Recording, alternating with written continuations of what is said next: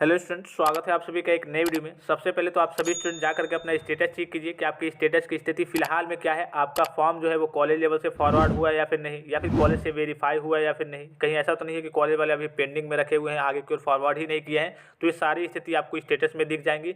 इसके अलावा जो समस्या आ रही है, यहाँ पे दिख रहा होगा आपको अटेंडेंस परसेंटेज 70%। मैंने आपको कहा था कि 75% यानी कि 75% या फिर इससे ऊपर आपका अटेंडेंस का परसेंटेज रहना चाहिए, नहीं तो आपका फॉर्म जब DWO लेवल पे यानी कि समाज कल्याण विभाग के द्वारा वेरीफाई किया जाएगा तो वहां से आपका फॉर्म वेरीफाई ना करके आपका फॉर्म रिजेक्ट कर दिया जाएगा। ठीक है। अब देखिए एक यहाँ पे समस्या ये भी आ रही है कि इनका ये जो दिखाएगा 2022-23 दिखा रहा है। ठीक है। और आपका हो सकता है आप चेक कर रहे होंगे 2023-24 दिखा रहा होगा।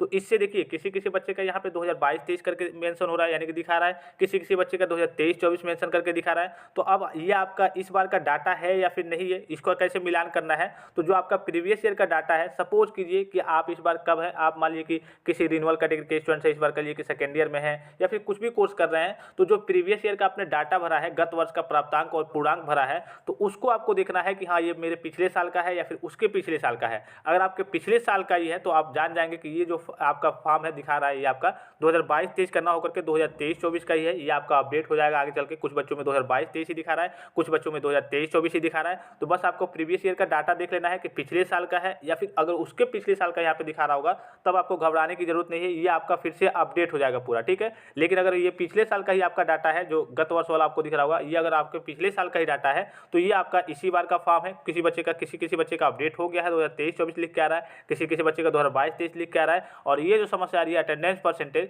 70% है, तो 75% से इनका कम है। तो इस केस में जब DWO लेवल पे वेरीफाई होगा, ऑफिशियल नोटिस भी आई थी, मैंने आपको दिखाया था। ठीक है। तो इस केस में आपका फॉर्म जो है DWO लेवल से रिजेक्ट कर दिया जाएगा, क्योंकि आप कॉलेज पढ़ने नहीं जाते हैं और आप यूपी स्कॉलरशिप का लाभ लेना चाहते हैं। तो इसको लेकर के ना आप कोई करेक्शन करा सकते हैं, ना कोई अन्य ऑप्शन आपके पास होते हैं, कुछ चीज़ें नहीं होती है। ठीक है। जैसे कि आपका परसेंटेज क्राइटेरिया हो गया, जो रिजल्ट का परसेंटेज क्राइटेरिया होता है, जो बाद में लगता है, फंड की समस्या आती है, उस हिसाब से बच्चों को पैसा भेजा जाता है। कि जो टॉप लेवल के बच्चे होते हैं, जिनका अच्छे परसेंटेज होते हैं, उनको पहले पैसा भेज दिया जाता है, जिनके कम परसेंटेज होते हैं उनका नहीं भेजा जाता है। इसी प्रकार से जो अटेंडेंस का परसेंटेज क्राइटेरिया है वो तो सभी के लिए समान है कि हाँ 70%, 75% या फिर इससे ऊपर आपका अटेंडेंस का परसेंटेज होना ही चाहिए। अब अगर आप कॉलेज वगैरह नहीं जाते हैं तो कॉलेज से बात किए होंगे तो वो सारी चीज़ें कॉलेज वाले आपके मैनेज कर देते हैं। अदरवाइज अगर आपके कॉलेज वाले मैनेज नहीं करते हैं, 75 से कम रख देते हैं, तो इस केस में आपका फॉर्म आगे चल के रिजेक्ट हो जाएगा और आपका पैसा नहीं आएगा। तो आशा करता हूँ कि जानकारी आपको समझ में आई होगी। और भी कोई कन्फ्यूजन हो, कोई डाउट्स हो, कोई क्वेरी हो तो आप कमेंट करके पूछ सकते हैं।